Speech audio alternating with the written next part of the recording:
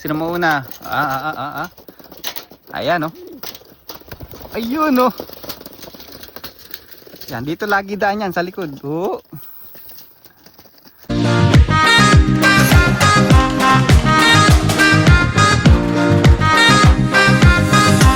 So ayan mga kalapatid, nakita nyo na naman yung pagmumukha ko. So for today's video, ayan, pakita ko sa inyo yung ating pagtutusan kasi ito yung mga ibon natin ngayon. Ayan, ito yung mga tinos ko na rin nung nakaraan. So siguro mga pang 7 tos ko na to. Pero malalapit lang mga lodi, pero meron akong time na binigla ko talaga sila. Ayan, kung nakikita nyo tong dagat na to, dinrive ko pa sila paikot dun para lang makatawid tayo dun sa dagat na yun mga lodi. Kung may bangkalan sana tayo, dadalhin lang natin sila dun sa kabila. Pero grabe, nung nakaraan din layo ng inikot ko. Kasi ang gusto kong mangyari, itong dagat na to, saka yung kabila doon, dito sila tatawid mga lodi, pauwi dito sa amin. Ayan kasi yung, ito tong forest na to, dyan sa likod yung papuwi ng loop mga lodi. Ayan. Pero kasi mabilis dito, ito yung pinaka shortcut ng ibon natin ngayon mga lodi.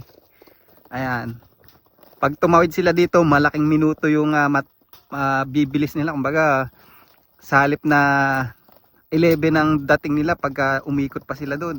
Dito makakamenos sila ng mga 5 minutes, magiging 10:55 nasa bahay na sila kung dito sila dadaan mga lodi. Pero syempre depende pa rin yan sa wind, kung doon ang hampas ng wind, dito pasalubong. So yan oh. At tinatry talaga natin mga ibon natin na maging relax lang sila sa training box. Ayun yung mga priority natin ngayon. At ma-confident sila na pag tinos sila umuwi. Di baling mabagal pero uuwi. Ayun yung target natin ngayon. Hindi ko kailangan na mabilis ang uwi nila. So yan. Gagawin ko ngayon si single toss ko lang sila kasi maaga ngayon, maghapon sila, kahit maghapon silang magliwaliw mga lodi. Walang problema sa atin.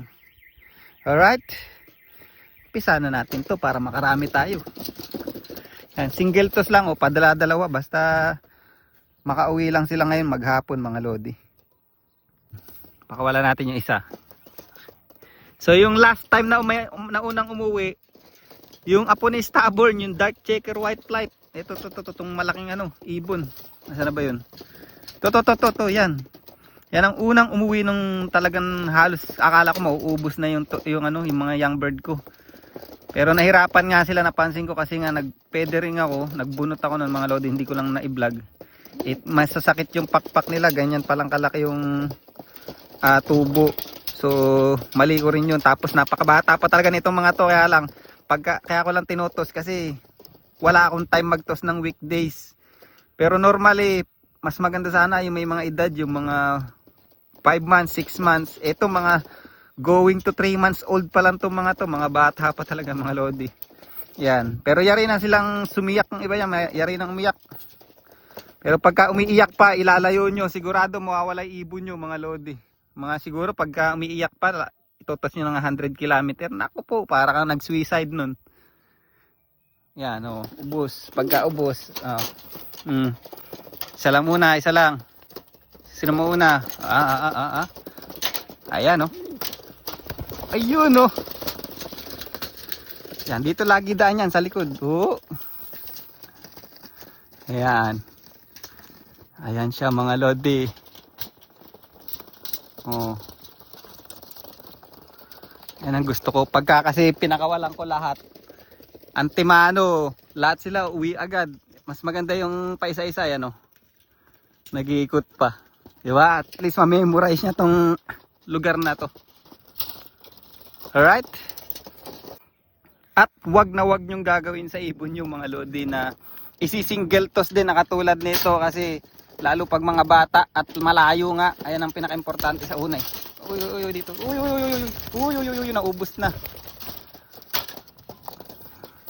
Pucha, 2, 4. Wala na, dumaretso agad. Yun. Ayun yung mga nauna nung nakaraan Unang araw umuwi sa second day. Tibay, layo agad oh. Ayan. Pucha, gusto ko talaga i-single to eh. Nakakawala. Kasi para sulit din yung ano ko gasolina ko. Ang taas oh. Diba? Oo. Ayun, sumabay na yung unang tinos natin. Hindi, iba yun. Alright, dumaretso na, wala na. Hindi talaga sila pumaano rito no? Ito talaga tong lugar na to, ito yung gusto kong ma-memorize nila Ang pinaka late na umuwi last time, ito mga lodi, tong anak ng inbreed ni Stubborn, yan ang huling umuwi ng nakaraang toss ko na akala ko ubos na yung lahi natin mga lodi. Ayan, huling umuwi yan, bali 4 days yata bago umuwi. Yan, typically talaga pag young bird, lalo pag mainit ang panahon, mabilis mauhaw. Kasi nung nagtos ako tanghaling tapat, napakainit mga lodi. Ayan, pero confident ako na kahit ilayo ko ngayon itong mga to, kahit mga 60 to 70 kilometer agad ako, makakauwi ito kasi sigurado malayo-layo na yung narating nito. Ayan. Isa-isa lang Isa-isa lang. May nakalaban yan ang pinakabata mga lodi. Kung naalala niyo sinusubukan ko last time. Yan ang nag-iisa. Dalawa pala yan yung sinusubukan ko last time na blue bar. Ayun na ngayon pinakabata yan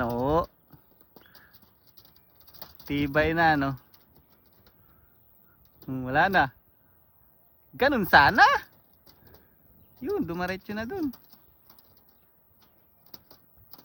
Yan, tong lugar kasi na to mga lodi, tong side na ito, mabundok yan, maforest talaga. Tapos yung dulong-dulo niyan, dagat na, coastal na mga lodi. Ayan, pagka dito sila sa side na to dumaan, shortcut talaga to sa atin, pauwi sa atin. Pero pag dito pa sila umikot, naku po, parang hinatid nila yung mga kalapatid sa atin mga lodi, yung mga kalaban natin. Yan, parang nilang hinatid dyan pagka umikot pa sila, kasi doon papunta ng city dun yan yung lugar na yun. Okay, isa naman. Isa.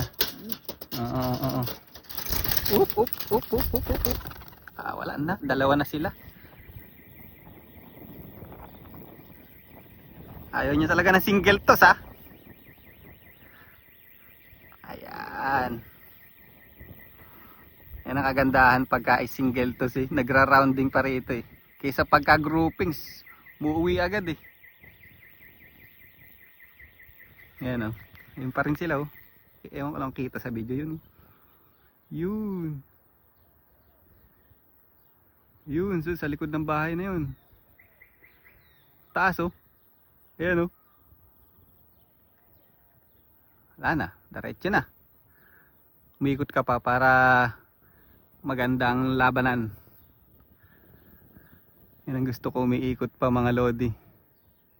Pagka mga baguhan lang, gusto ko umiikot para nami-memorize nila yung daan kaysa yung dumadiretso. Yun ang ayaw ko pagka groupings umuwi agad wala na, hindi ko na makita, silaw na ako sa araw. Ayun. Ayan taas, di pa kompleto mga pakpak yan mga lodi. Ayun pati, kaya hindi ko mabigla ngayon kasi mahigsi pa yung pakpak. Pagka bandang February yan, sigurado may pagkakalagyan sila sa akin. Ayan. Alright, uwi tayo sa bahay mga lodi, baka mapagalitan na tayo sa Secretary.